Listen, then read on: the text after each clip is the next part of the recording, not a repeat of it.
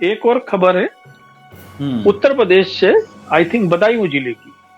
एक गांव में वोटों का बहिष्कार हो रहा था, तो एक यंग एसडीएम वहां जाते हैं और गांव वालों को बोलते हैं कि आपको वोट देना हो तो दो, नहीं तो तुम्हारे नाम का बोर्ड जो है आंगनवाड़ी, ग्राम सहायक, पंचायत सहायक के नाम से डलवा दूंगा। सोचिए, भारत का सुप्रीम लीडर, ठीक है, भारत का प्रधानमंत्री, उसको निगेटिव नैरेटिव में बात करने की क्या जरूरत है कि मैं मुसलमानों, जब तक मैं जिंदा रहूंगा मुसलमानों को आरक्षण नहीं मिलेगा। उन्हें यह कहना चाहिए कि जब तक मैं जिंदा हूं आरक्षण का दुरुपयोग नहीं होगा, जब तक मैं जिंदा हूं जिसको जरूरी होगा आरक्षण मिलेगा। अमित शाह ने बोला है कि नरेंद्र मोदी की नानी भी आ जाए तो भी वो सीएए को नहीं हटा सकती है। ये उनका आज कुछ अखबारों ने हेडिंग में छापा है ये। तो अब आप सोचिए कि क्या ये इस तरीके की लैंग्वेज बोलना पब्लिकली, और वो भी एक होम मिनिस्टर के द्वारा, क्या उचित है? नानी से दिक्कत है लेकिन मेलोनी से दिक्कत नहीं है उनको। इटली में ना, मेलोनी से दिक्कत नहीं, मेलोनी को नानी बना सकते हैं। उनको कहीं ना कहीं भाषा की एक मर्यादा रखनी चाहिए। वो भाई देखो, प्रजातंत्र है, गवर्नमेंट में कम, गवर्नमेंट में गो। आज बीजेपी है, कल कांग्रेस होगी, कल को कोई और पार्टी आएगी। कहने का मतलब एक मैच्योरिटी होनी चाहिए। कोई ये हमारे नेशनल लीडर्स, हमारे आइकन्स हैं यार। ये तो जो टेम्पो की बात जो बार बार आ रही है, वो टेम्पो कुछ अलग किस्म का है, उसका टेम्पो अलग है। सलाम, नमस्कार, मैं हूं कुणाल पाठक और आप देख रहे हैं द लखनऊ पोस्ट आज का अखबार। आज के अखबार में मेरे साथ हैं मेरे मेहमान पंकज चतुर्वेदी जी, एनबीटी के पूर्व संपादक, और मेरे दोस्त अश्विनी शंकर, यूपीएससी कोच। अखबारों में आज मेरे सामने सबसे पहले दैनिक जागरण है सर, पंकज सर, और इसमें पहली खबर जो है वो कहीं नहीं है खबर किसी भी अखबार में, मतलब हिंदी के 2 अखबार है मेरे पास, एक दैनिक जागरण, एक जनसत्ता। सिर्फ इसी में ये खबर है जो है आबादी में हिंदुओं की 7.82% घटी है आबादी, और मुसलमानों की हिस्सेदारी 43% बढ़ी है 1950 से 2015 के बीच में। प्रधानमंत्री की जो आर्थिक सलाहकार परिषद है, हाँ, उसने ये रिपोर्ट छापी है। 11 के बाद से हमारे यहाँ सेंसस नहीं हुआ है, और सेंसस कंडक्ट करने का काम रजिस्ट्रार जनरल का है। सेंसस के रजिस्ट्रार जो कमिश्नर हैं, जो कि ज्वाइंट सेक्रेटरी लेवल का एक अधिकारी होता है। सेंसस जो है वो सेंसस एक्ट 1948 से कंडक्ट किया जाता है। इस सेंसस की जो ये कर रहे हैं, इसको सेंसस तो कहेंगे नहीं, तो सर्वे एक किस्म का। इस सर्वे की कितनी क्रेडिबिलिटी होगी सर? हालांकि एक चीज बताएं कि आपके पास जो 2 अखबार है उसमें से केवल जागरण में है, लेकिन मैंने जितने हिंदी के अखबार देखे हैं, अमर उजाला में भी ये खबर है, दैनिक हिंदुस्तान में भी ये खबर है, क्योंकि ये एजेंसी की खबर है। जागरण ने तो जागरण ब्यूरो हिसाब से छापी है इसको। हाँ, वो जागरण ब्यूरो के छाप से उन्होंने टॉप पे छापी है। बाकी किसी अखबार ने, जो मैं एग्जैक्ट नाम नहीं आता, किसी ने बॉटम ने छापी है, और 1-2 अखबारों ने उसको अंदर के पेज पे छापी है। अच्छा। और ये खबर रीजनल अखबारों में भी है, लोकमत में भी मैंने देखी है, प्रभात खबर में भी देखी है। क्या कि ये कोई समाचार नहीं था, ये एक रिपोर्ट थी, और ये कभी भी छापी जा सकती थी। लेकिन इसको इंटेंशनली इलेक्शन के पॉइंट ऑफ व्यू से इस छापा गया। हालांकि डेमोग्राफिकल चेंज और आबादी के बदलाव को लेकर बहुत सारी ऐसी रिपोर्ट्स हैं जो सरकारी हैं, लॉन्ग टर्म, वो सर्वे नहीं है, वो स्टडीज हैं, जो स्टडीज बताती हैं कि देश में लगातार मुस्लिम आबादी घट रही है और हिंदू आबादी बढ़ रही है, और नेक्स्ट 25 ईयर में मुसलमानों की आबादी का बढ़ना थम जाएगा। तो एक्चुअली ये आंकड़ों का गिमिक है, और इसके राजनीतिक मायने हैं, क्योंकि लगातार मुसलमानों को आरक्षण दिया जाएगा, मुसलमानों को आपका हक दे दिया जाएगा। उस चीज को पुख्ता करने के लिए ये एक प्रेस नोट पत्रकारिता है। प्रेस नोट पत्रकारिता जो आपने लास्ट टाइम कही थी, मैं बीच में आपको रोक के एक चीज बताऊंगा कि पूरी दुनिया में, पहली बात तो ये कि पूरी दुनिया में प्रजनन दर जो है वो घट रही है, फर्टिलिटी रेट जो है, टोटल फर्टिलिटी रेट जो घट रही है। भारत में भी टोटल फर्टिलिटी रेट घट रही है। सबसे ताज्जुब की बात यह है कि आजादी के बाद से जितनी तेजी से मुसलमानों की टोटल फर्टिलिटी रेट घटी है, उतनी तेजी से हिंदुओं की नहीं घटी है। उनकी सिर्फ 2.2 है, उनकी जो टोटल फर्टिलिटी रेट है वो 2.2 है, और जो हिंदुओं की है बाकी जो वो 2.1 है। 2.6 नहीं, 2.1 ही तो है ना, उनकी 2.2 है और यहाँ 2.1। 2.2 हाँ, यूपी में 2.6 है, वो बात अलग है, लेकिन पूरे नेशन वाइड जो अगर आप देखेंगे तो 2.2 है। तो एक इन्होंने जबरदस्ती एक आंकड़े को एक अलग तरीके से पेश किया है कि हिंदुओं की इतनी घटी है और मुसलमानों की 43% बढ़ी है। बेसिकली इसमें राजनीतिक निहितार्थ ही हैं और कुछ नहीं। आप बिल्कुल सही कह रहे हैं, ऐसे समय रिपोर्ट लाई गई है जिस समय प्रधानमंत्री चिल्ला चिल्ला के ये कह रहे हैं कि मैं मुसलमानों को आरक्षण नहीं देने दूंगा अपने जीते जी, जैसे लग रहा है कि कोई मुसलमानों को आरक्षण दे ही दे रहा है। ठीक बात। एक इसमें खबर है सर, ये वाली, ये तो चारों तरफ कल चर्चा में भी रही। शहजादे बताएं अंबानी और अडानी से कितना माल उठाया।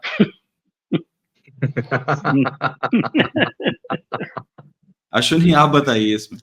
हाँ, देखो, एक तो मैं ये एक पॉइंट और यहाँ ऐड करना चाहूंगा जो आपने पहला सवाल पूछा था कि हमको ये बात कॉन्सेप्ट समझना चाहिए। जैसे मैं एक बार लेक्चर दे रहा था तो वहां पर एक स्टूडेंट ने कहा कि सर आप कह रहे हैं कि Aurangzeb was just look at the policies of Aurangzeb in an objective manner but he was a tyrant who killed so many Hindus here. तो मैंने एक सवाल पूछा, कितने हिंदू मारे? तो उन्होंने कहा सर मेरे पापा ने कहा है कि वो रोज 10,000 हिंदू मारता था, ब्राह्मण मारता था 10,000। तो मैंने कहा बेटा let's sit together, after the class आप बैठो आप यहाँ पर। तो देन मैंने उनको कैलकुलेशन बताया। मैंने कहा एक बात बताओ, आप बीटेक हो, you are a BTech in mechanical engineering, right? आप एजुकेशन आपको सिखाती है कि आप चीजों को सवाल पूछो। आप अनफॉर्चुनेटली क्या, और हम सवाल नहीं पूछ रहे हैं, हम जो चीजें बताई जा रही हैं उसको मान लेते हैं हम लोग। एट प्रेजेंट इंडिया में जो हिंदू पॉपुलेशन है वो 80 CR के आसपास है, 85 सम CR नियर अबाउट, और मुस्लिम्स की पॉपुलेशन आज भी हमसे कम है। लेकिन फिर भी ये शगुफ्ता छोड़ा जा रहा है कि मुसलमान जो है हिंदू खतरे के अंदर है। तो ये सब पॉलिटिकल गिमिक है, और कहीं ना कहीं जो इस तरीके की जो स्टेटमेंट्स इशू होती हैं specially from the mouth of the head of the state, जो हमारे न्यूज़पेपर्स बनते हैं, सिविल सोसाइटी है, उनकी ये नैतिक जिम्मेदारी बनती है वेहमेंटली इसको अपोज करें विद प्रॉपर डेटा। क्योंकि यदि मेरे पास डेटा नहीं होगा तो it becomes a story line. तो to back my statement it is better to give data. जैसे इन्होंने एक भ्रांति फैला दी कि 10,000 ब्राह्मण मारता था, तो मैं कहा एक दिन में 10,000 मारे तो एक महीने में कितने मारे? Give the calculation. 3 लाख। एक साल में कितने मारे? 36 लाख। औरंगजेब का रेजीम कितना टाइम रहा? Near about 50 years. तो 50 ईयर्स में कितने मारे? 15 करोड़ थी, तो पॉपुलेशन ही नहीं थी इंडिया की। तो मैं कहा तुम ब्राह्मण कहां से आगे, फिर बताओ यार। तो ये रीजन ये सबसे बड़ी चीज है। तो अश्विनी जी, अशोक से लेकर हम कितने राजा गिना दें जिन्होंने मैसेकर्स किए हैं। राजा होता है वो औरंगजेब हो चाहे अशोक हो, वो अशोक। एग्जैक्टली, बहुत सही बात कही आपने। उनको अपना राजा था, बिल्कुल। उनको कोई लेना देना नहीं है रिलीजन से। Let it very clear. वो पॉलिटिकल मैंडेट होता है उनका, दैट्स इट। और औरंगजेब के बारे में हमारा पूरा मिसकंसेप्शन है। वो एम्पायर की देखभाल कर रहा था, उसे हिंदू मुस्लिम से मतलब नहीं था। उसके शासन काल में जितने मराठा थे उतने किसी मुगल काल में नहीं रहे। इवन अब भारत में कभी भी इतने ज्यादा मनसबदार नहीं रहे मराठे हिंदू जितने औरंगजेब के काल में, जितने औरंगजेब। इसके बाद भी औरंगजेब, और उसने वो अपने लड़के को भी मारने को तैयार था। जो उसका लड़का था, अकबर नाम था उसके लड़के का, वो सिर्फ इसीलिए मारने को, उसने उसको समझाया, कहा कि तुम एम्पायर के खिलाफ कुछ नहीं कर सकते हो, लेकिन वो चूंकि विद्रोह कर रहा था तो उसने उसको भगाया और देश से ही बाहर कर दिया। खैर, मैं आपको एक चीज और बताऊं कि आज अखबारों में जी चुनाव से जुड़ी कुछ ऐसी खबरें हैं जिसको लोगों ने, अखबारों ने उस तरीके का तवज्जो नहीं दिया जो देना चाहिए। एक महाराष्ट्र की खबर है जी, जिसको मैंने कल ट्वीट से दिया था कि एक उधमपुरी ने कश्मीर में नियुक्त एक फौजी ने महाराष्ट्र में कांग्रेस के शिवसेना उद्धव के एमएलसी से 1.5 करोड़ रुपए में डील की कि मैं एक ऐसी चिप दूंगा जिससे कि बहुत सारी ईवीएम मैनेज हो सकती हैं, और उसने बताया कि उसको इस्तेमाल करता रहा। वो अरेस्ट हो गया। अब हिंदी के अखबार जो हैं वो कह रहे हैं कि वो चूंकि फौजी कर्ज में फंसा हुआ था इसलिए उसने ये एक धोखा देने का तरीका अपनाया। मेरे को एक सवाल है, 42 साल का फौजी जो 20 साल से नौकरी में है, वो लठंग लड़का नहीं है कि वो इस तरीके की हरकत करेगा। सामने वाला विधान परिषद का मेंबर है, एमएलसी है, वो उससे सीधे पैसे मांगेगा। यानी कि कहीं ना कुछ तो सब्सटेंटिव होगा। ठीक है। बिल्कुल। अभी 4 दिन पहले दिल्ली के अखबारों में वो खबर बिल्कुल छुपा दी गई, कुछ बड़े बिजनेसमैन से राष्ट्रपति की तरफ से राज्यसभा सदस्य का मनोनीत करने के लिए 2 करोड़ रुपए ले लिए गए और 7 करोड़ रुपए की डील थी। ये खबर छपी है कहीं? मुझे तो नहीं लगता कहीं किसी ने छापी होगी, लेकिन अरेस्ट हुई है उसमें। एक खबर है दाहोद गुजरात से, लोकल बीजेपी नेता का बच्चा 5:45 पे मतदान केंद्र के अंदर जाता है, इंस्टाग्राम पे लाइव करता है, अपना वोट डालता है और 5 लोगों का और वोट डालता है। एक और खबर है उत्तर प्रदेश से, आई थिंक बदायूं जिले की, एक गांव में वोटों का बहिष्कार हो रहा था, तो एक यंग एसडीएम वहां जाते हैं और गांव वालों को बोलते हैं कि आपको वोट देना हो तो दो, नहीं तो तुम्हारे नाम का वोट जो है आंगनवाड़ी, ग्राम सहायक, पंचायत सहायक के नाम से डलवा दूंगा। मैं इन सभी खबरों को एक सेगमेंट में देखता हूं। यानी जब हम लोग अपने पूरे देश का चुनाव कर रहे हैं, ये जो खबरें हैं, क्या अफसर जबरदस्ती वोट डलवा सकते हैं? क्या कोई ताकतवर आदमी 5 बजे बाद मतदान केंद्र में घुसकर सील ठप्पे लग की तरह बटन दबा सकता है? क्या कोई है जो चिप बेच सकता है? क्या कोई है जो राज्यसभा में मनोनीत भी करा? यानी ये जितनी खबर है छोटे छोटे सेगमेंट में है, लेकिन आप ईमानदारी से देखिए तो ये लोकतंत्रात्मक प्रणाली जो है उसके ऊपर एक सवालिया निशान खड़ी करते हैं और ये जरूर कहते हैं, देखिए दुनिया में कोई भी चुनाव की प्रक्रिया निरापद नहीं हो सकती है। हमारे यहाँ जब ठप्पे से वोट लगते थे तो लोग बक्सा लूट लिया करते थे। बिल्कुल। लेकिन हमको ये जो खबरें हैं, मैं सोचता हूँ कि मीडिया की सबसे बड़ी जिम्मेवारी है कि जो इस तरह की जो खबरें हैं उनको अपने तर्क और लॉजिक के साथ में प्राथमिकता से दे, जिससे लोग सतर्क रहें कि आपके वोट को लूटने का ये भी तरीका हो सकता है। और ये सभी खबरें गायब है। एक खबर अश्विनी जी जो वर्ल्ड में महत्वपूर्ण हो गई और हमारे यहाँ गौण हो गई, आप देखिए उस पर कोई बात नहीं कर रहा है कि एस्ट्रोजेन ने अपनी वाइल्स को मंगाना वापिस शुरू कर दिया है।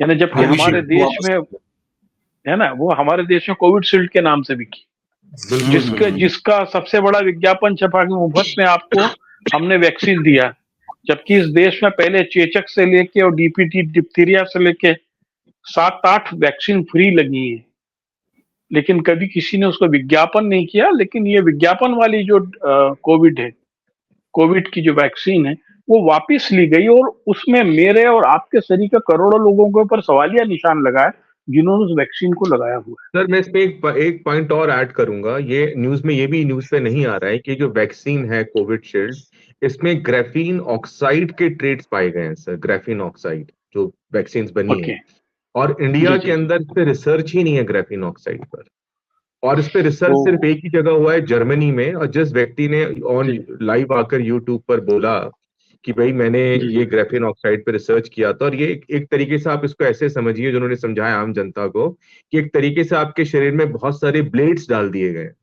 कि जैसे यदि आप कोई हाई एनर्जी एक्टिविटी करेंगे, जैसे आप जिम में जाएंगे आप या स्विमिंग कर रहे हैं, बहुत तेज दौड़ रहे हैं, जैसे ही आपका बीपी इंक्रीज होगा एकदम सडन डेथ हो जाएगी।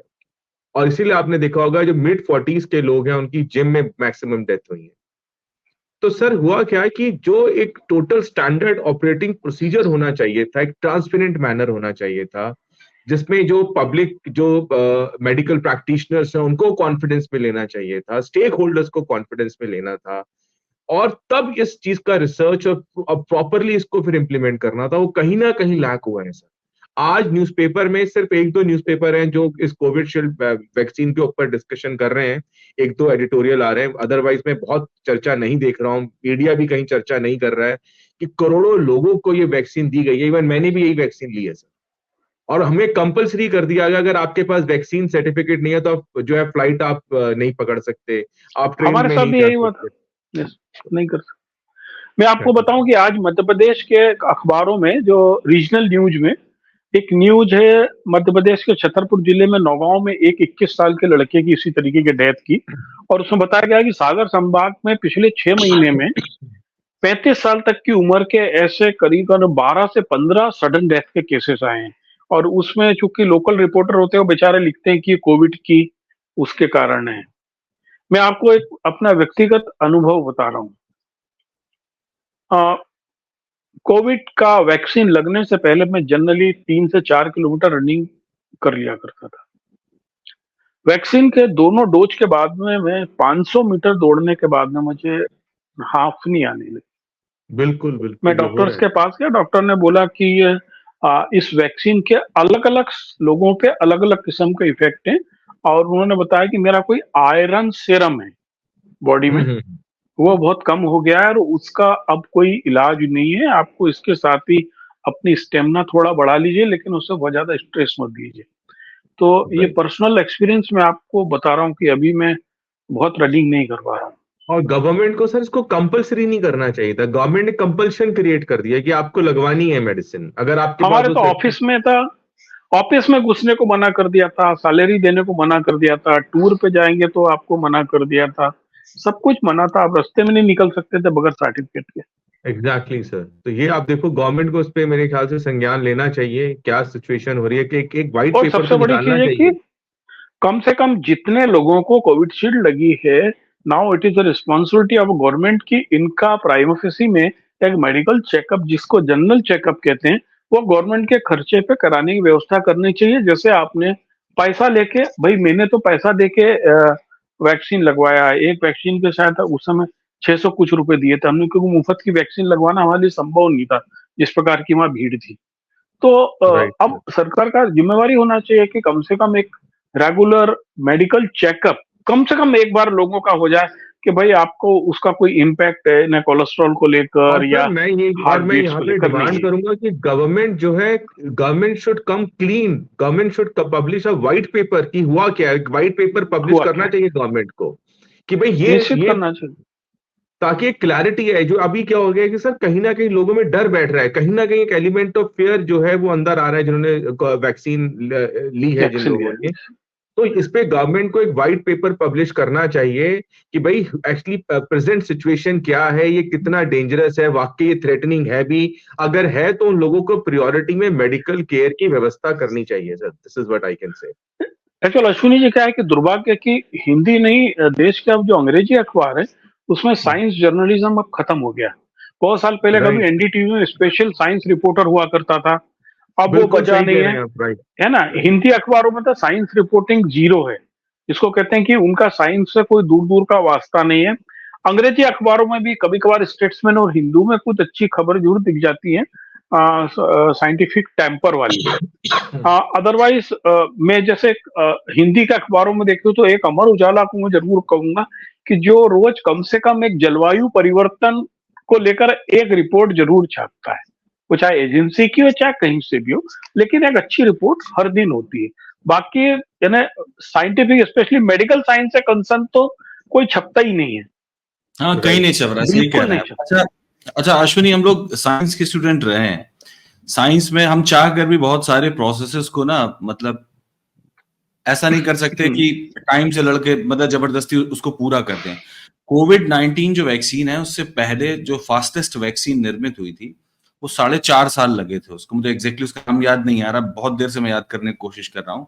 उसको 4.5 साल लगे थे, वो फास्टेस्ट वैक्सीन थी। वैसे 10 से 12 साल लगते हैं किसी वैक्सीन को, और अगर कोई नॉर्मल मेडिसिन बनती है तो उसको भी 10 से 15 साल लगते हैं फाइनली मार्केट में आने में, सारी टेस्टिंग वेस्टिंग के बाद। ये 9 महीने के बाद वैक्सीन मार्केट में आ गई थी। स्वाभाविक था कि इसमें कुछ ना कुछ थ्रेट होता ही।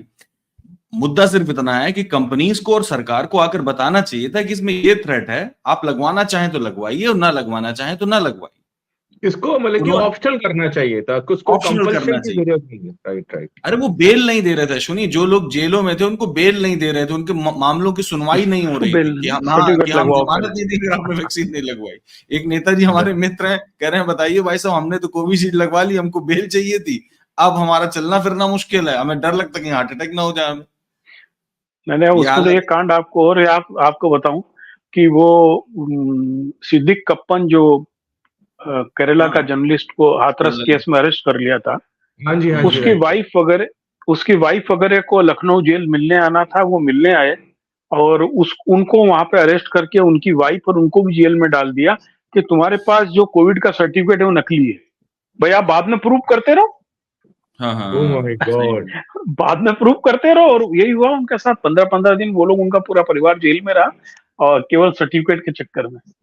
तो आज का पोजीशन मुझे लगता है कि अखबारों में विज्ञान से जुड़े हुए जो लोग हैं, स्पेशली मेडिकल साइंस से जुड़े हुए लोग जो हिंदी अंग्रेजी में लिखते हैं, उनको इस पे चर्चा करना चाहिए और एक डिमांड करना चाहिए। इलेक्शन के समय बड़ी डिमांड होना चाहिए कि गवर्नमेंट शुड इंश्योर, या इंडिया गठबंधन इंश्योर करे कि यदि उनकी सरकार आएगी तो वो हर एक व्यक्ति जिनको कोविडशील्ड लगी है उनके एक मेडिकल टेस्ट को इंश्योर करेगी, ताकि उनके शरीर में कोई ऐसा अलाइनमेंट ना रह जाए जिसके कारण उनको अचानक सडन कोई सर्कमस्टांसेस का सामना करना पड़े।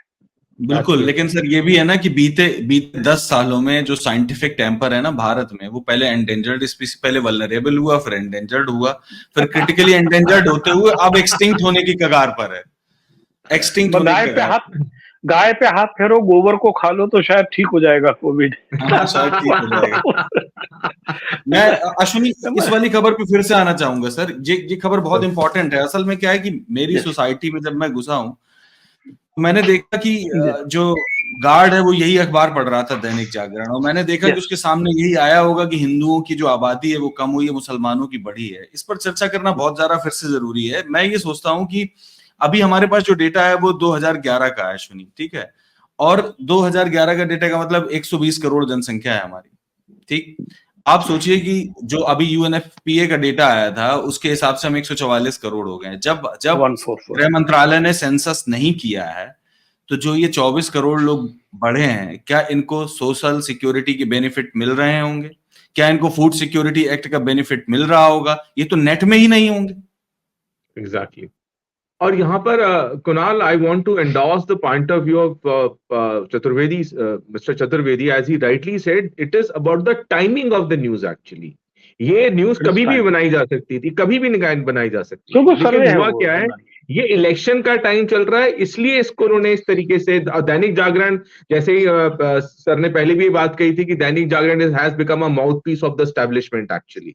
तो ये टाइमिंग है और लोगों को कहीं ना कहीं एक भ्रमित करने का एक इनिशिएटिव किया जा रहा है, अरे मुसलमानों की पॉपुलेशन बढ़ जाएगी, सारे बेनिफिट। मैं पहला सवाल ये पूछना चाहता हूं कि are Muslims not a part of this country? Are they not citizen of this country? पहला सवाल तो यही है। They are the part of this country, they are citizens of this country, and in case if government figures out that they are lacking on some social economic parameters, it becomes the moral and legal obligation on the part of government to bring them at par in the mainstream society. That is what is the idea behind the affirmative action, that is what the idea behind the reservation also. तो therefore it is not against any. मुझे समझ भी नहीं आ रहा है कि जो पढ़ा लिखा जो हमारी सिविल सोसाइटी है वो क्यों नहीं इस बात को वेहेमेंटली रेज कर रही। क्या मुसलमान इस देश का हिस्सा नहीं है? क्या हम उसको देश का नागरिक नहीं मान रहे हैं? और एक बात और मैं कहना चाहूंगा, अंडर दिस ओबीसी रिजर्वेशन तो मुस्लिम्स को तो रिजर्वेशन मिल ही रहा है। There are lot of Muslims who are getting reservation under OBC category. तो why they are bringing, it is like flogging a dead horse, nothing more than this. But ये है कि this flogging a dead horse can give them very good outcomes in the election. That is the problem. Actual मैं यहाँ बताऊंगा, 2012 में मेरी एक किताब आई थी, क्या मुसलमान ऐसे ही होते हैं, और उसकी भूमिका प्रोफेसर बिपिन चंद्रा ने लिखी थी। और आई एम फॉर्चुनेट कि बिपिन चंद्रा का लिखा हुआ कोई आखिरी लेख था।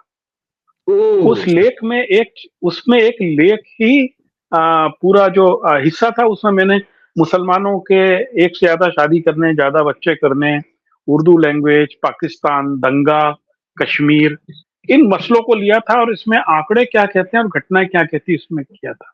और उस समय भी बहुत आंकड़ों के साथ मैंने बताया था कि मुस्लिम पॉपुलेशन नहीं बढ़ रही है। बिल्कुल सर, बिल्कुल उल्टा मैं सर, मुस्लिम हाशिए पर खड़े हैं समाज एक सेकंड आप बोलिए, मैं एक रेफरेंस और उठा के आपको दिखाना चाहूंगा, आप लोग बात जारी करें प्लीज। ठीक है। क्योंकि कुणाल कहीं ना कहीं हमको ये बात समझनी पड़ेगी। हमको आज भी देखो क्या हो रहा है कुणाल, जैसे आप किसी भी अपस्किल सोसाइटी में आप रहिए, वहां पर आपको मुस्लिम्स की पॉपुलेशन नहीं दिखेगी आपको, राइट। हमने क्या कर दिया है, घेटोवाइजेशन क्रिएट कर दिया है अपनी सिटीज के अंदर, घेटोवाइजेशन। जैसे आप दिल्ली में आएंगे तो दिल्ली में एक जगह है, दिल्ली जामा मस्जिद, जहां पर आपको मुस्लिम दिखेंगे, आपको मुस्लिम एक पर्टिकुलर एरियाज में दिखेंगे, जामिया में मिलेगा, हाँ जामिया में मिलेंगे, सीलमपुर हो गया आपका। अश्विनी, सूरत और अहमदाबाद में तो बाकायदा जो है दीवार बना दी गई, वो प्रॉपर गेटवाइजेशन किया गया। अहमदाबाद में तो कालूपुरा और शेखुपुरा के बीच में दीवार बना दी गई दंगे के बाद में। और एक चीज और सोचिए अश्विनी, आप एक चीज और सोचिए, भारत का सुप्रीम लीडर, ठीक है, भारत का प्रधानमंत्री, उसको निगेटिव नैरेटिव में बात करने की क्या जरूरत है कि मैं मुसलमानों, जब तक मैं जिंदा रहूंगा मुसलमानों को आरक्षण नहीं मिलेगा। उन्हें यह कहना चाहिए कि जब तक मैं जिंदा हूं आरक्षण का दुरुपयोग नहीं होगा, जब तक मैं जिंदा हूं जिसको जरूरी होगा आरक्षण मिलेगा। मतलब आप सकारात्मक में बोलिए ना। नहीं, चुनाव की भाषा तो बहुत क्या लेवल पे लेके आ गए हैं। हमारा होम मिनिस्टर कहता है कि राहुल गांधी की नानी भी नहीं कर सकती है ऐसा। क्या ये सभ्यता का प्रतीक है? आपने शायद किसी फर्स्ट पेज पे खबर नहीं देखी होगी। यदि किसी ने नरेंद्र मोदी के बाप को बोल दिया होता तो ये लोग अभी सड़क पे कोहराम काटते होते। अमित शाह ने बोला है कि नरेंद्र मोदी की नानी भी आ जाए तो भी वो सीएए को नहीं हटा सकती है। ये उनका आज कुछ अखबारों ने हेडिंग में छापा है ये। तो अब आप सोचिए कि क्या ये इस तरीके की लैंग्वेज बोलना पब्लिकली, और वो भी एक होम मिनिस्टर के द्वारा, क्या उचित है? नानी से दिक्कत है लेकिन मेलोनी से दिक्कत नहीं है उनको। इटली में ना, मेलोनी से दिक्कत नहीं, मेलोनी को नानी बना सकते हैं। मेलोनी से दिक्कत नहीं, मेलोनी से दिक्कत नहीं है उनको। अच्छा अश्विनी, ये वाला आपने जरूर पढ़ा होगा कि यही जिसमें कल प्रधानमंत्री ने अंबानी अडानी को जो है स्ट्रीट में खड़ा कर दिया, ये बताते हुए कि उनके स्टेटमेंट से बिल्कुल साफ है कि अंबानी और अडानी चुनावों को प्रभावित करने के लिए पैसा देने का काम करते हैं। इसकी सच्चाई कितनी है कि वो कांग्रेस को दे रहे हैं, भाजपा को दे रहे हैं, इससे मतलब नहीं, लेकिन ये तो तय हो गया क्योंकि भारत का प्रधानमंत्री बोल रहा है। अब वो इतना इंफॉर्मेशन लेस तो नहीं हो सकता है। इसका मतलब ये कि भारत के प्रधानमंत्री को इस बात की जानकारी है, वो भी पुख्ता सूत्रों से, दैनिक जागरण से नहीं पढ़ा होगा उन्होंने। उन्हें पुख्ता सूत्रों से पता है कि अंबानी और अडानी टेम्पो भर भर के पैसा दे रहे हैं। अब यहाँ पर मैं एक बात, ये बड़ा अच्छा आपने मुद्दा उठाया, ये आजकल चल भी रहा है बहुत, इस पे ये एकदम करंट इशू बन गया है। इस पे राहुल गांधी जी ने बड़ा अच्छा जवाब दिया। राहुल गांधी ने कहा, अगर आपको ऐसा लगता है कि अडानी और अंबानी जो है ट्रक भर के पैसा बेचते थे तो आप ईडी से जांच करवाओ उनकी, अंबानी और अडानी को। भाई कायदे से तो यही होना चाहिए कि इन्फोर्समेंट डायरेक्टरेट को अडानी और अंबानी की प्रॉपर इन्वेस्टिगेशन करनी चाहिए, भाई तुमने किस किस को पैसा दिया। लेकिन एक चीज आप इसका दूसरा पॉइंट ऑफ व्यू देखिए, कहीं ना कहीं ये बात बीजेपी स्टैब्लिशमेंट को समझ में आए, क्योंकि अगर प्रधानमंत्री अगर कुछ बोल रहे हैं तो उसकी एक इंपॉर्टेंस होती है। अगर प्रधानमंत्री ने पहली बार पब्लिक स्पेस में अडानी और अंबानी का नाम लिया है तो समझ रहे हैं कि जमीन पे कहीं ना कहीं अडानी अंबानी वाला जो फैक्टर है वो बीजेपी के अगेंस्ट है। ये फैक्टर है, ये इसीलिए उन्होंने बात कही। और फैक्टर से भी ज्यादा ये भी सच है कि उन्होंने कुछ ना कुछ तो किया है अंबानी अडानी को समर्थन, तभी तो फैक्टर बन गया वो, वरना उनकी तो पूरी टीम है जो उस फैक्टर को डी फैक्टर कर देती। लेकिन ऐसा नहीं हो पाया। इसका मतलब कुछ ना कुछ है जो प्रधानमंत्री 10 साल से यहाँ पर एक चीज कहना चाहूंगा कि आप जब प्रजातंत्र है, ये एक तरीके से जो इलेक्शन होता है प्रजातंत्र का महोत्सव है, ये त्योहार है हमारे देश का। मैं इलेक्शन जो है, it is a festival of Indian democracy. तो हमारे जो हमारे पॉलिटिकल लीडर्स हैं, हमारे जो सीनियर पॉलिटिकल जो लाइनअप है, उनको कहीं ना कहीं भाषा की एक मर्यादा रखनी चाहिए। भाई देखो, प्रजातंत्र है, गवर्नमेंट में कम गवर्नमेंट में गो। आज बीजेपी है, कल कांग्रेस होगी, कल को कोई और पार्टी आएगी। कहने का मतलब एक मैच्योरिटी होनी चाहिए। कोई ये हमारे नेशनल लीडर्स, हमारे आइकन्स हैं यार ये, राइट। तो मेरा ये मानना है कि इनको एक, जैसे सर ने एक एग्जांपल दिया कि राहुल गांधी की नानी भी सीए नहीं चेंज कर, तो ये सब भाषा से बचना चाहिए हमको। ये मैं सॉरी, इसमें बस जो चीज दिखाना चाह रहा था, ये एक मैगजीन निकलती थी, geography and you. Yes sir, ये बंद हो गई है मैगजीन सर, ये हमने पढ़ी है। मैं ठीक कह रहा हूँ। इसमें 2007 में एम के प्रेमी का लेख था इसके ऊपर। अच्छा, डेमोग्राफी को लेकर। अच्छा अच्छा ओके, ये यही था, रिलीजन एंड इकोनॉमिक एक्टिविटीज। उसमें बहुत साफ साफ है कि ये जो, यदि इस लेख को देखा जाए, वो जागरण के हेड को देखा जाए, तो आपको समझ में आ जाएगा कि ये वर्ड गिमिक है और ये फैक्चुअल है। तो खैर, मैं बस इसी को दिखाना चाह रहा था, मैं क्योंकि बाई चांस कल इसको पढ़ रहा था किसी पर्पज से, इस मैगजीन को, पुराने अंक को। वैसे आपने नाम सही लिया, गाजरण ही है वो। गाजरण ही है। अच्छा, एक खबर है सर इसमें, एयर इंडिया एक्सप्रेस की 90 उड़ानें रद्द हो गई हैं, ठीक है, और जो पायलट हैं वो कह रहे हैं, पायलटों ने हड़ताल की और कह रहे हैं, और उन्होंने जो नोटिस भेजा, कहा कि हम बीमार हैं, कंसीडर अस एज सिक, और इसके बाद वो हड़ताल। और मामला क्या उठाया उन्होंने? कुप्रबंधन का। मुझे याद नहीं है कि कुप्रबंधन को लेकर के, मिसमैनेजमेंट को लेकर के लगभग 100 उड़ानें रद्द हुई हो एयर इंडिया में पहले। मुझे तो बिल्कुल अच्छे से नहीं, आप मुझसे ज्यादा एक्सपीरियंस्ड हैं, हम दोनों से, तो आप बताएंगे कि जब हमने प्रबंधन एक प्राइवेट कंपनी को दे दिया, टाटा को दे दिया, क्या ये वही टाटा है जो पुराना टाटा था? मुझे तो नहीं लगता है। और ऐसा क्या मिसमैनेजमेंट हो रहा है कि पायलट जो है परेशान होकर के उड़ाने, एरोप्लेन से उड़ाने के लिए तैयार नहीं है। एक्चुअली इससे पहले स्पाइस जेट में, और एक जो अभी कंपनी बंद हुई है, मुझे याद नहीं आ रहा, उसके अंदर ऐसा हुआ है कि अचानक स्टाफ ने बोल दिया। लेकिन इतने बड़े लेवल पर उड़ानों का रद्द होना पहली बार हुआ। दुर्भाग्य कि इन उड़ानों का रद्द होने का सबसे बड़ा असर हुआ कि कुछ लोगों के नौकरियों के इंटरव्यूज छूट गए, कुछ लोगों के अपने पेरेंट्स के अंतिम संस्कार में शामिल होना था, वो चूक गए। यानी इस प्रकार की सैकड़ों कहानियां आपको हवाई अड्डों में मिलेंगी, और इन कहानियों को दुर्भाग्य से किसी ने कवर नहीं किया कि जिस को आप कहते हैं कि ये वेल्थ मेकर हैं कंट्री के, या जो लोग इस देश को पैसा से जोड़ रहे हैं, उन लोगों की कितनी बड़ी दिक्कतें, यदि किसी की नौकरी छूट गई, या किसी के ऑपरेशन की डेट निकल गई, या कोई अपने रिचुअल्स में शामिल नहीं हो पाया, किसी की कनेक्टिंग फ्लाइट थी फॉरेन जाने की, वो ये एक दो नहीं, हजारों की संख्या में लोग हैं। हो क्या रहा है कि जब से एयर इंडिया को बेचा गया, उसके बाद में वहां पर इंटरनल मैनेजमेंट को लेकर, एक्सप्रेस को उसको मिलाने को लेकर दिक्कत है। हाल ही में भी 4 दिन पहले एयर इंडिया ने अनफॉर्चुनेटली लोगों का लगेज का वजन घटा दिया, यानी केवल पैसा कमाने के लिए 20 किलो से 13 किलो कर दिया। अब आपको हर सीट पे के लिए पैसा देना पड़ रहा है, पीछे तक की सीट के लिए। हो सकता है आने वाले दिनों में एयर इंडिया भी आपको टॉयलेट जाने के लिए अलग से पैसा मांगने लगे।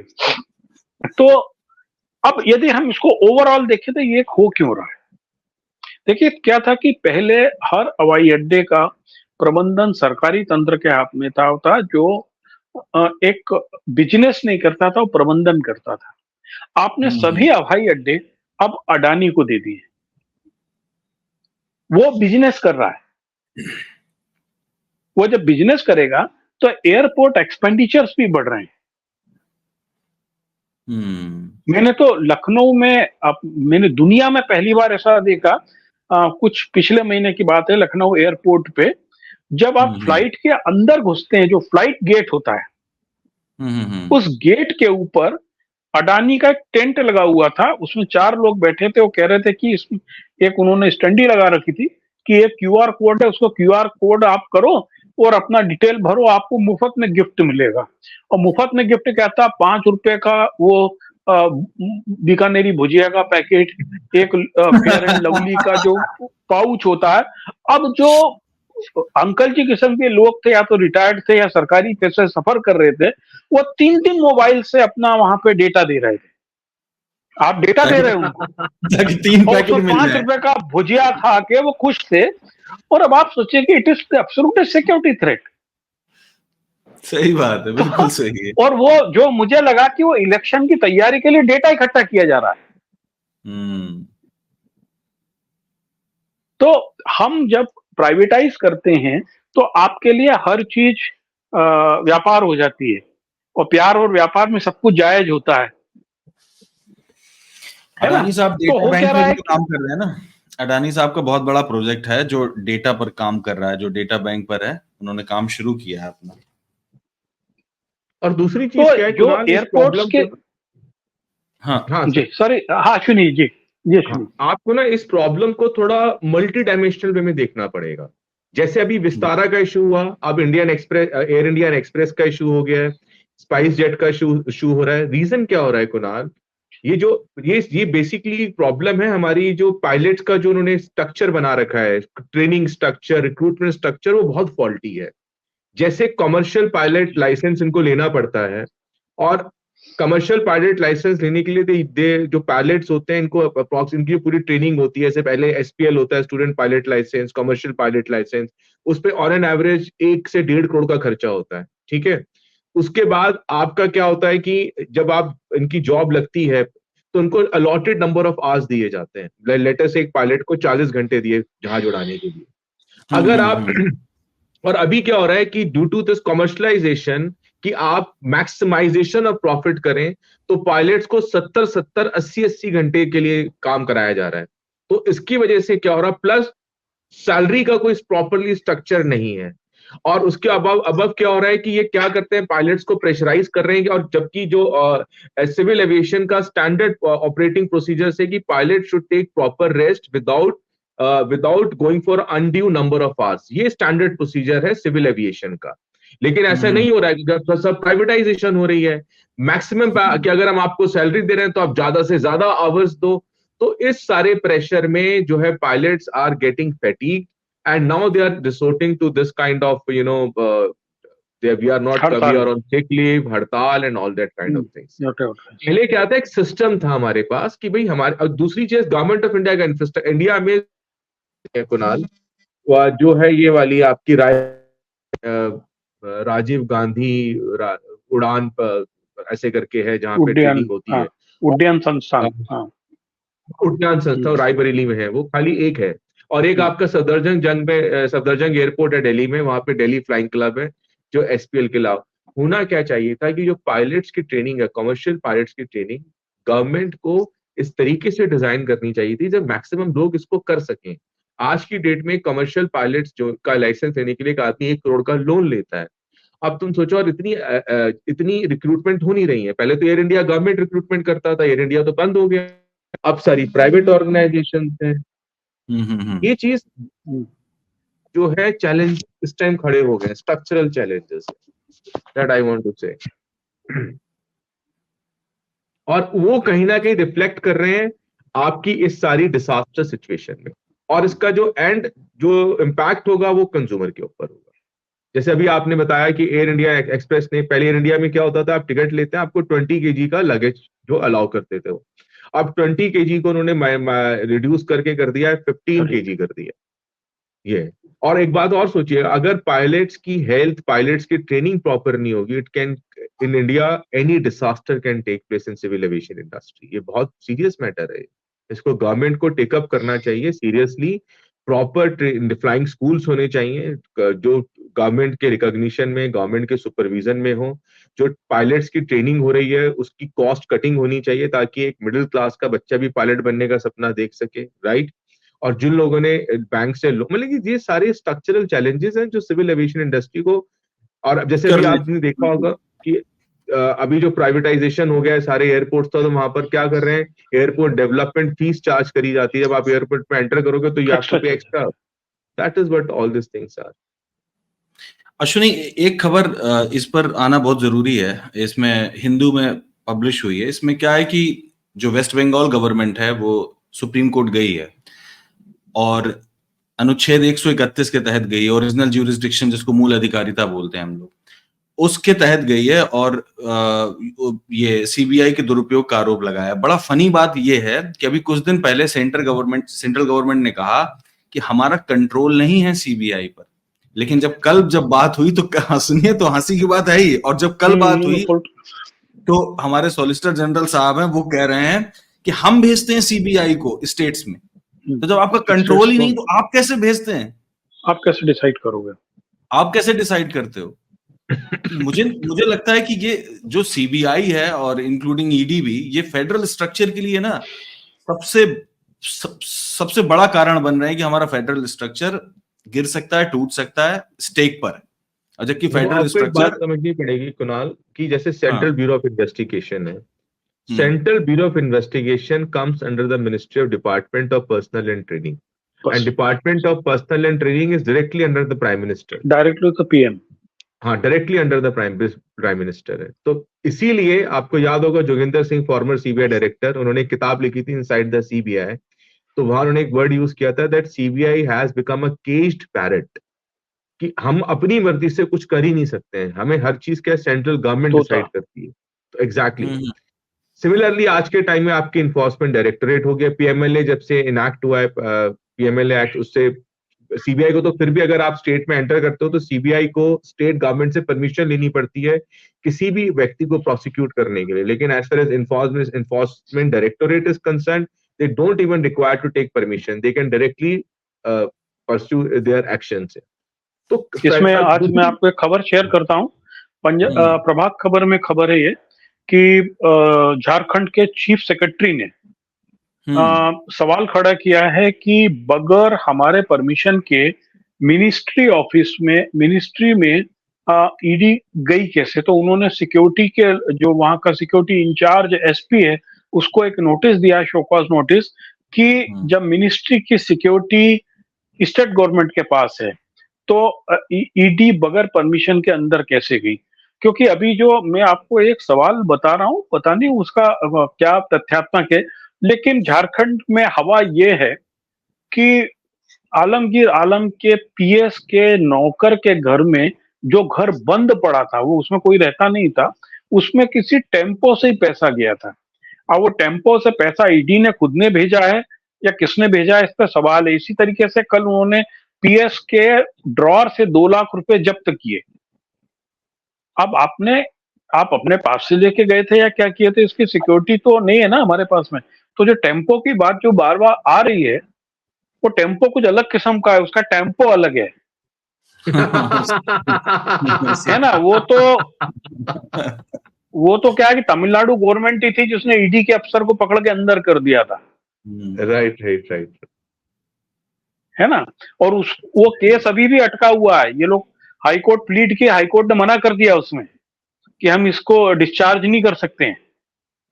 राइट। अब एक तरीके से सर फेडरल क्राइम, अब वेस्ट बंगाल गवर्नमेंट क्या कह रही है, वेस्ट बंगाल गवर्नमेंट कह रही है कि हमारी state police can file a FIR against prime minister of India. तो कल ये एडिटोरियल है द हिंदू में, अगर वेस्ट बंगाल गवर्नमेंट जो है अपनी वेस्ट बंगाल पुलिस को एफआईआर लॉन्च कराती है प्राइम मिनिस्टर के अगेंस्ट, तो West Bengal police entitle as per the constitution they can take action against prime minister of India. क्योंकि आप समझिए अभी बहुत बड़ा मैटर है कि स्टेट गवर्नमेंट्स ने अपनी स्टेट पुलिस को सेंट्रल गवर्नमेंट के खिलाफ यूज करना शुरू नहीं किया है। अगर उन्होंने कर दिया तो फेडरल स्ट्रक्चर गड़बड़ा जाएगा बहुत। कर्नाटक में अमित शाह के खिलाफ मुकदमा कायम हो गया, उन्होंने नोटिस दिया कि आप 5 तारीख को जांच में शामिल हो। अमित शाह, नड्डा जी और अमित मालवीय दोनों के खिलाफ, सॉरी अमित शाह गलत कह रहा हूँ, नड्डा और अमित मालवीय के खिलाफ। आज गलत कह रहा हूं, हो सकता है कल उनके खिलाफ भी हो जाए, ये भी हो सकता है। आज गलत हो सकते हैं, अब कल उनके अब वहां पे देखिए, बंगाल में जो समस्या चल रही है, वहां के जो गवर्नर है उन पे कथित महिला से उत्पीड़न का आरोप है। अब स्टेट गवर्नमेंट ने वहां मुकदमा कायम कर लिया है और गवर्नर कह रहे हैं कि मैं इसको जांच नहीं करने दूंगा। पुलिस कह रही है कि हमको अंदर के आप सीसीटीवी फुटेज दो। गवर्नर कह रहे हैं कि मैं स्टेट गवर्नमेंट को सीसीटीवी फुटेज नहीं दूंगा। तो वहां पर एक बहुत बड़ा कॉन्फ्लिक्ट शुरू हुआ है। हालांकि कुछ यूनिवर्सिटीज में इसके ऊपर रिसर्च यानी पीएचडी हुए कि फेडरल स्ट्रक्चर में राज्यपाल की भूमिका क्या है, वो किस हद तक इंटरफियर कर सकता है। तो ये एक ऐसे मसले हैं जो इन चुनाव में कभी कभी चर्चा में आने चाहिए।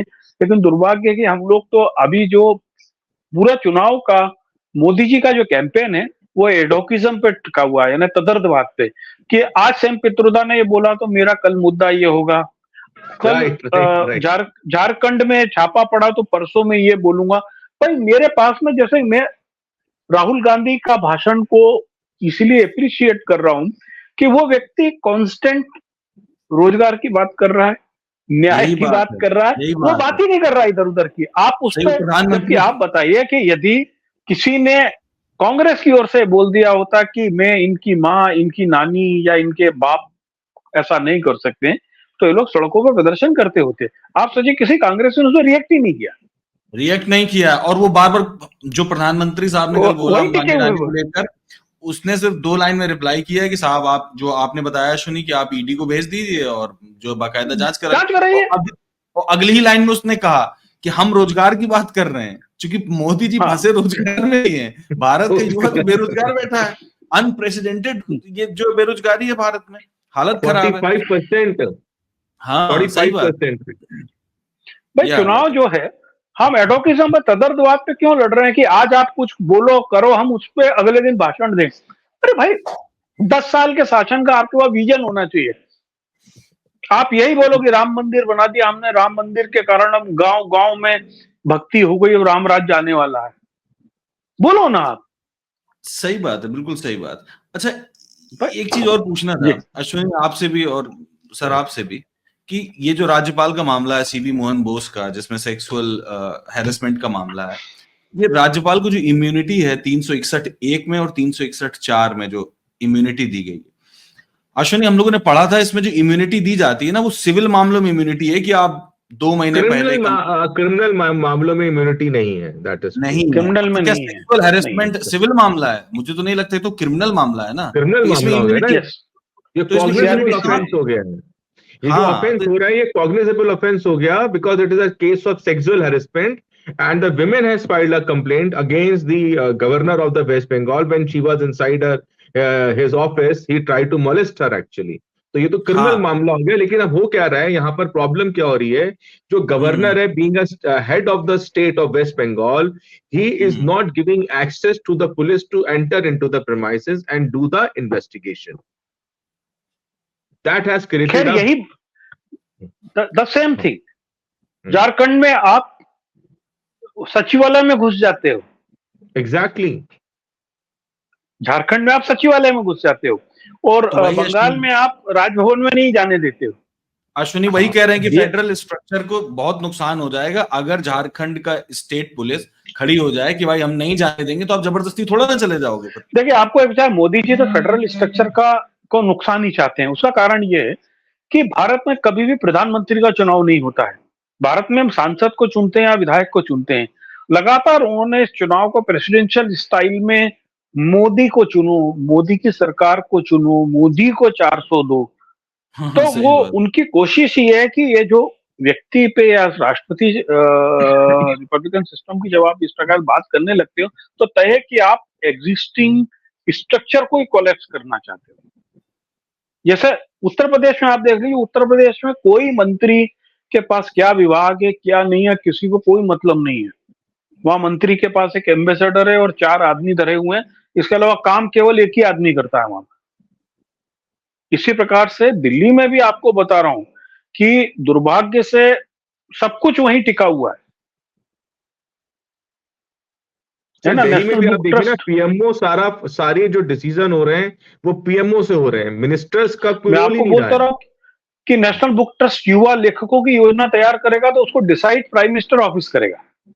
उसका नाम ही पीएम युवा लेखक योजना होगी। पीएम बकरी पालन योजना भी आ सकती है। तो कोई बड़ी चीज नहीं है।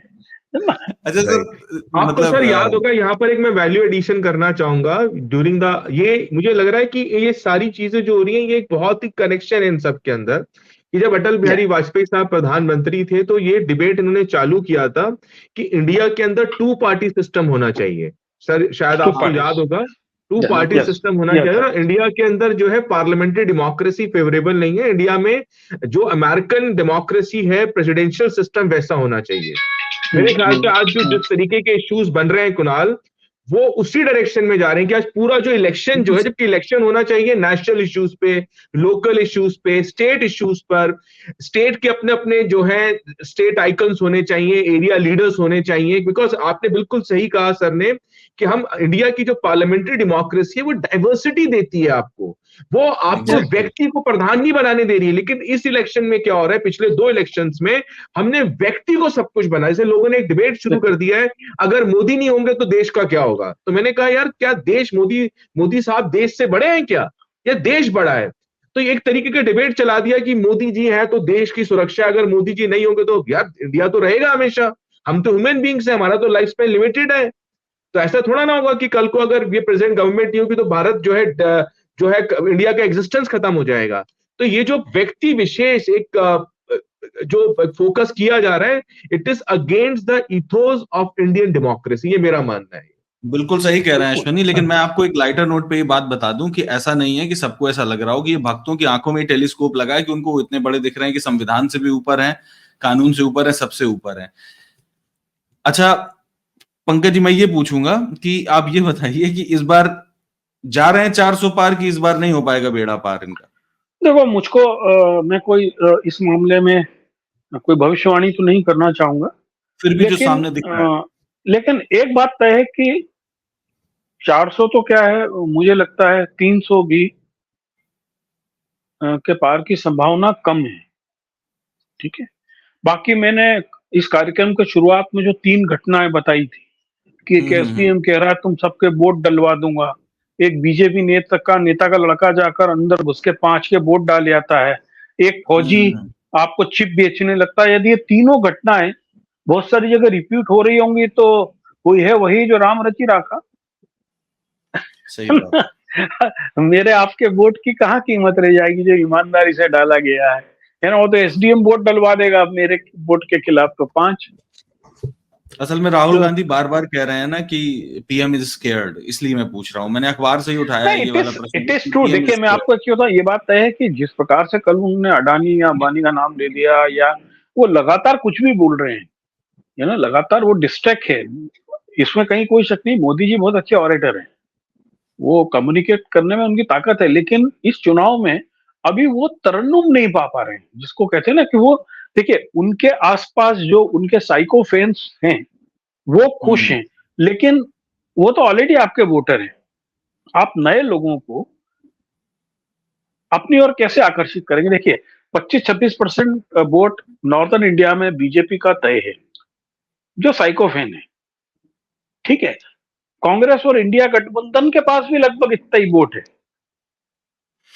जो 20-22% फ्लोटिंग वोट है, उसको आकर्षित करने के लिए क्या आपने कल अडानी अंबानी का नाम लिया, वो आपको वोट इधर का कन्वर्ट करके लाएंगे क्या?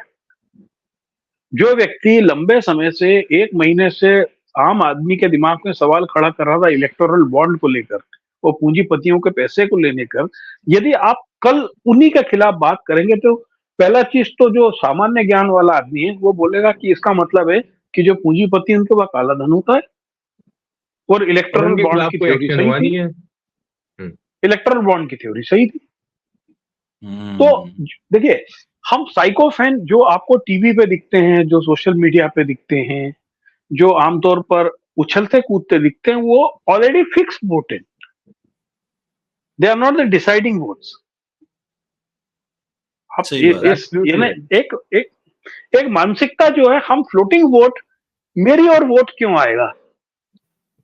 आप ये बात तय है कि आप इलाहाबाद में 10 लड़कों से मिलो जिन्होंने 2014 और 2019 में राम मंदिर और बदलाव के नाम पे भारतीय जनता पार्टी को सपोर्ट किया या उनको वोट दिया, वो आज वो लोग रोजगार के नाम पे बात कर रहे हैं, तो they are the floating votes.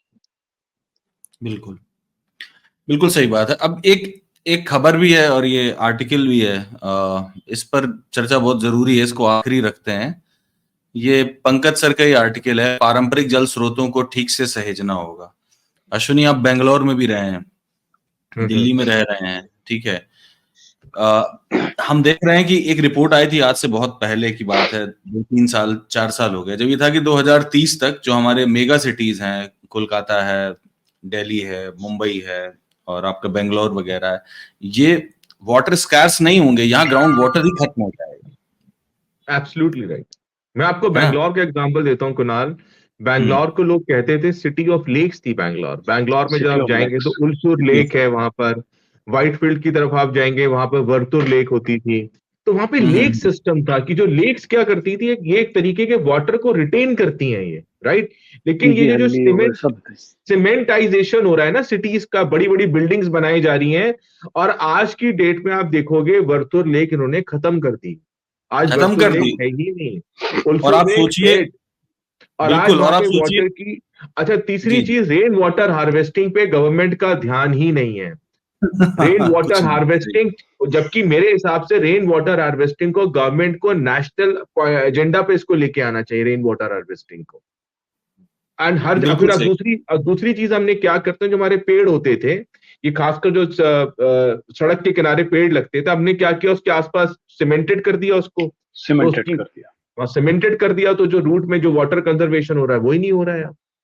तो ये वही बहुत नहीं हो सारे पा स्ट्रक्चरल इश्यूज हैं कुणाल, जो अब बैंगलोर जैसे आप देखोगे, बैंगलोर में जहाँ पे कंस्ट्रक्शन हो रहा है, जैसे आपका इलेक्ट्रॉनिक सिटी है, व्हाइटफील्ड है, माराथली की तरफ आप जाएंगे, चारों तरफ आपको सिर्फ मल्टी स्टोरीड बिल्डिंग दिख रही हैं।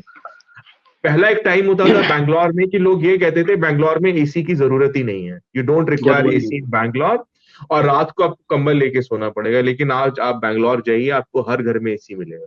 नहीं।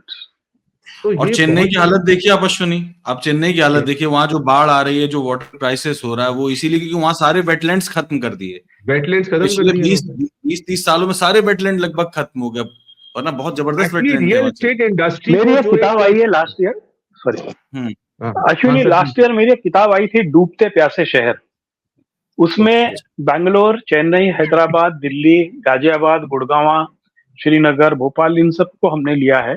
और उसमें स्पेशली जब आप बैंगलोर की बात कर रहे थे, उसमें मैंने 167 प्रेमिसेस की लिस्ट दी है, जो या तो स्पोर्ट्स कॉम्प्लेक्स हैं, या मार्केट हैं, या बस स्टैंड है, या फैक्ट्रीज है, कॉलोनीज है, जिनको पिछले 3 दशक में तालाबों को ढककर बनाया गया है। एब्सोल्युटली राइट, बिल्कुल सही तो कहा। उसमें मैंने लिस्ट दी है। ठीक इसी तरीके से चेन्नई को मैंने कवर किया है। तो मेरी वो किताब उसी पे है कि कैसे बरसात के 40 दिन में शहर डूब जाते हैं और बाकी 320 दिन ये क्यों प्यासे रहते हैं।